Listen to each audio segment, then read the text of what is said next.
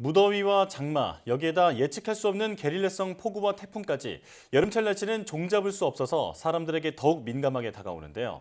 국민들께 가장 정확한 일기를 미리 알리기 위해 진땀을 흘리고 있는 분들이 있습니다. 네, 바로 기상청 사람들인데요. 오늘 과학의 달인에서는 기상청 분들을 대표해서 유희동 기상청장과 함께 날씨와 예보 이야기 나눠보겠습니다. 네, 청장님 안녕하십니까? 예, 안녕하십니까? 네, 안녕하십니까? 나와주셔서 고맙습니다. 네. 네, 갈수록 이상기후 현상이 잦아지면서 날씨에 대한 국민적 관심이 점점 더 커지고 있습니다. 청장님께서 직접 나오신다고 해서 준비한 질문이 많이 있거든요. 네. 자, 우선 지금이 여름인데 우리나라 여름철 날씨는 어떤 특징을 가지고 있는지부터 정리해 주시죠. 예, 우리나라 여름철 특징이라고 하면 장마, 집중호우, 폭염, 그리고 태풍 이 네 가지로 요약할 수 있는데 네. 이 모든 것이 북태평양 고기압을 빼놓고는 얘기할 수가 없습니다. 네. 예, 이 북태평양 고기압은 지구상에 존재하는 기단 중 가장 센 녀석입니다. 덩치도 크고요. 네. 그리고 그에 걸맞게 한번 자리를 잡으면 좀처럼 움직이질 않습니다.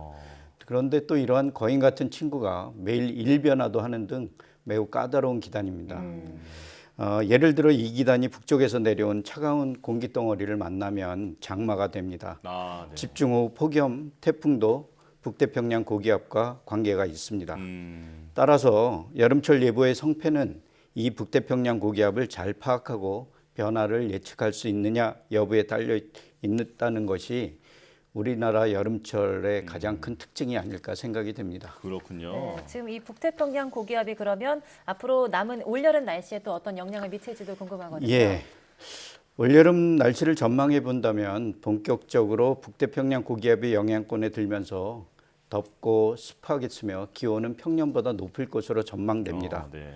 여름 동안 폭염이 평년보다 많이 발생할 것으로 전망되지만 강도는 여러 변수가 있어 주변 기압계를 좀 더 지켜봐야 할 것 같습니다. 예를 들어 18년과 같은 티벳 고기압이 기승을 부려서 대단한 폭염이 있었습니다. 네. 그렇지만 현재 기압계의 패턴을 보면은 18년 같지는 않게 되겠지만 어쨌든 평년보다는 기온이 더 높을 것으로 전망하고 있습니다. 네. 강수량은 7월에는 평년보다는 비슷하거나 적은 경향이 있겠지만 8월에는 평년과 비슷할 것으로 예상하고 있습니다. 네, 18년 그 최악의 더위 때보다는 좀 낫지만 그래도 평년보다는 조금 더 더울 것으로 예측이 된다라는 말씀이신데요. 그렇게 여기고 있습니다. 예. 자, 이 여름철 날씨는 원래도 변덕이 심하지만 갈수록 기후변화 영향 때문에 갈수록 더 예측하기가 어려워지고 있습니다. 이렇게 예보의 정확도를 높이기 위해서 기상청은 어떤 노력을 기울이고 있나요? 예, 우리나라도 기후변화, 기후위기로 이제까지 경험하지 못한 이상기상 현상을 매우 빈번히 접하고 있습니다. 네. 기상청의 베테랑 예보관들조차도 그들이 경험하지 못했던 현상에 대해 매우 곤혹스러워하고 있는 상황입니다. 네. 최고의 예보를 위해서는 우선 기본에 충실해야 하리라고 생각을 하고 네. 있습니다. 예보 역량을 좌우하는 세 가지 요소가 있는데요. 네. 첫째는 우리 현상을 잘 파악할 수 있는 양질의 관측 자료가 필요하고요. 슈퍼컴에서 구동되는 수치 예보 모델의 성능, 그리고 마지막으로 예보를 결정하는 예보관의 역량입니다. 예보 역량은 이 세 가지 요소의 최소값에 따라 결정하기 때문에 어느 한 가지만 높아서는 되는 것이 아니라 이 세 가지 요소가 모두 동반 상승해야 하는 그런 특징을 가지고 있습니다. 이 모두가 동반 상승하도록 애를 쓰고 있고요. 이러한 우리의 노력 이상으로 워낙 이상 기상 현상이 빈번히 발생하고 있어서 위에 기본적인 업무를 충실히 하는 것 외에 인공지능의 접목보다 효율성 높은 위성 자료의 활용, 위험기상 시 관측의 보강 등 가용한 모든 수단을 동원하고 있고 앞으로도 더 노력하겠습니다. 네.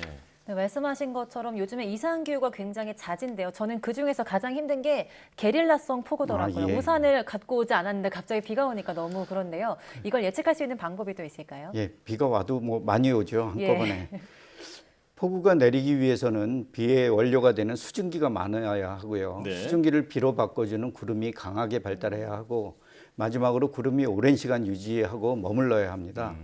그래서 예보관들은 폭우 예측을 위해서 이 세 가지 부분, 수증기량, 구름, 발달, 그리고 구름의 정체를 집중적으로 조사 분석하고 있습니다만 결론적으로 말씀드리자면 이와 같은 게릴라성 폭우를 예측하는 기술은 우리나라뿐만이 아니라 선진국에서도 아직 많이 부족한 실정입니다.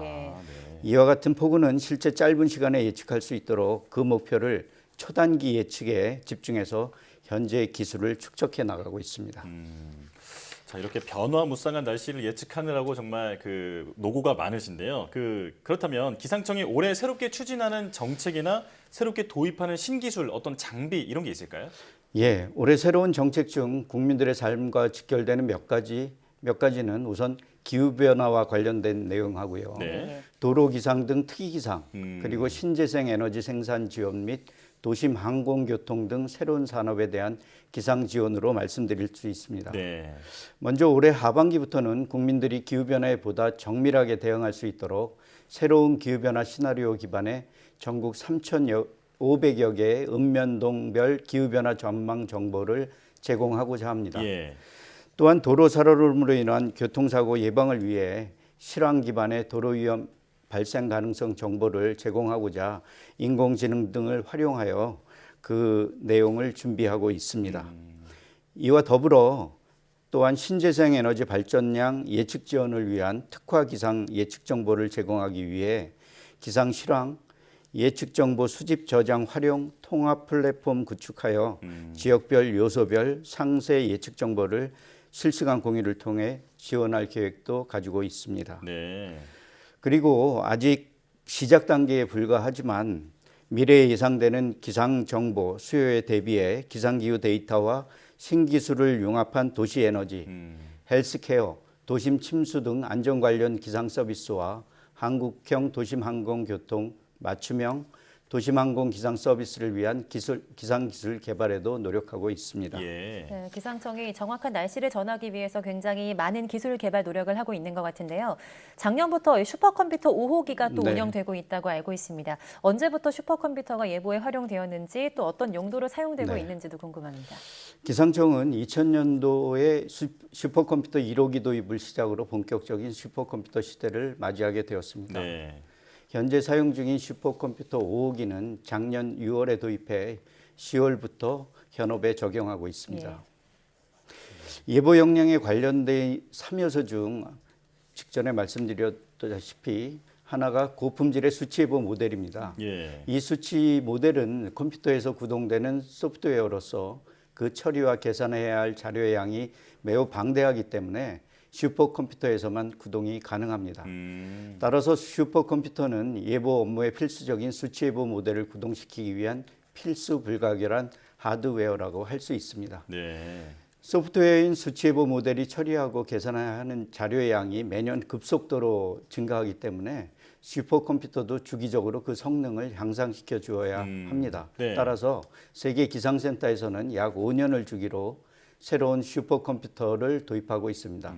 현재 충북 오창에 위치한 국가기상 슈퍼컴퓨터 센터에 설치 운영되고 있는 슈퍼컴퓨터 5호기는 대한민국 독자 기술로 개발한 한국형 수치예보 모델의 운영과 개선 그리고 기후위기 시대에 대응하기 위한 미래 예측, 즉 기후변화 시나리오 생산에 사용되고 있습니다. 그렇군요. 그야말로 날씨 예측의 가장 중요한 핵심 자산이라고 볼 수 있겠군요. 네. 자, 그런가 하면 얼마 전에 기상청을 주제로 한 그 드라마가 방영돼서 많은 인기를 끌었습니다. 거기서 그 기상 관측용 선방이나 차량처럼 평소에 네. 좀 보기가 어려웠던 그런 장비들이 나와서 신선하게 느껴졌는데요. 실제로 기상청이 보유하고 있는 자산이 또 어떤 것들이 있는지 좀 소개해 주실 게 있을까요? 예, 말씀하셨다시피 주로 기상청 업무의 기본이 되는 관측 업무를 수행하기 위한 장비들이 육상에 그리고 전국 바다에 설치 운영되고 있습니다. 네.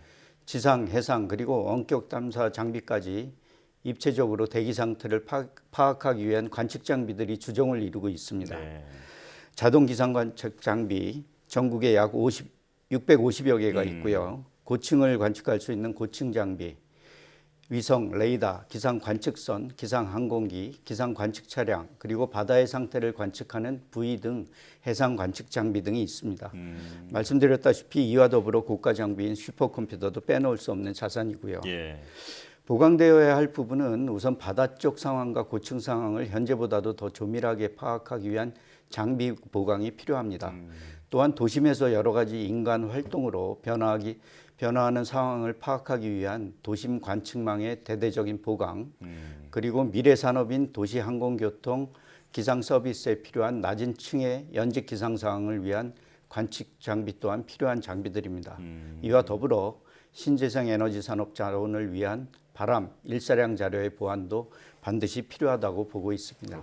네, 기상청 분들이 또 이 같은 장비들로 정확한 날씨를 전하기 위해서 항상 노력하고 계시지만 고민도 많으실 것 같습니다. 그 기상청이 날씨는 잘 맞추면 본전, 하나라도 틀리면 욕을 대박 먹는다 막 이런 말이 있잖아요. 예. 기상청이 겪는 애환도 있을 것 같거든요.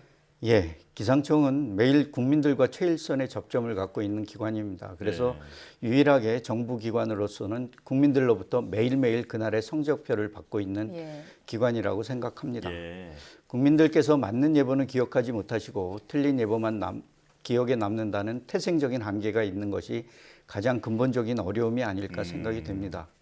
또한 교육 수준 등 우리나라 수준 높은 국민들을 만족시키기에는 미국, 영국, 일본 등 세계 최고의 기술력을 보유한 나라들보다도 우리 기상청이 더 잘해야 된다고 보고 있습니다. 단지 예보는 확보가 아니라는 점을 좀 더 이해해 주셨으면 하는 것이 이해해 주셨으면 저희 애환이 좀 줄어들지 않을까 생각하고 있습니다. 전 세계에서 중국과 함께 기상 업무가 가장 빠르게 발전한 나라로 우리나라를 꼽고 있습니다.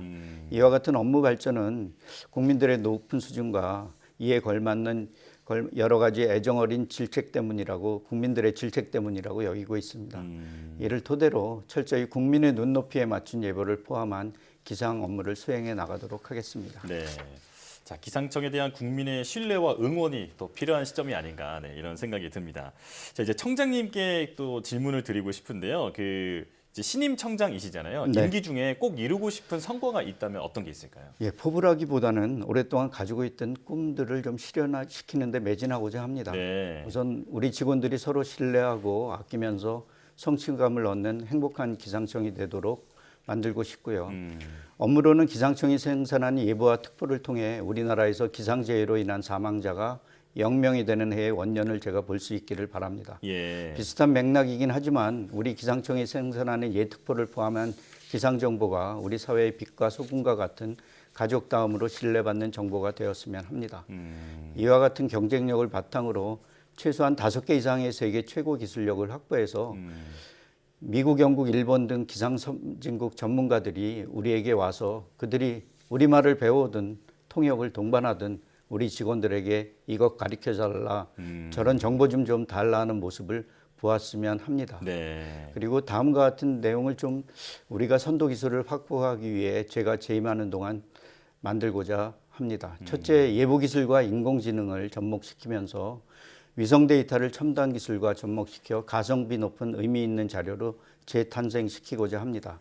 두 번째로는 기후위기 시대에 대응의 근본이 되는 기후변화 시나리오의 재현 및 근미래 예측 등을 포함하는 타국보다도 더 합리적이고 과학적인 기후 예측 시나리오를 만들겠습니다.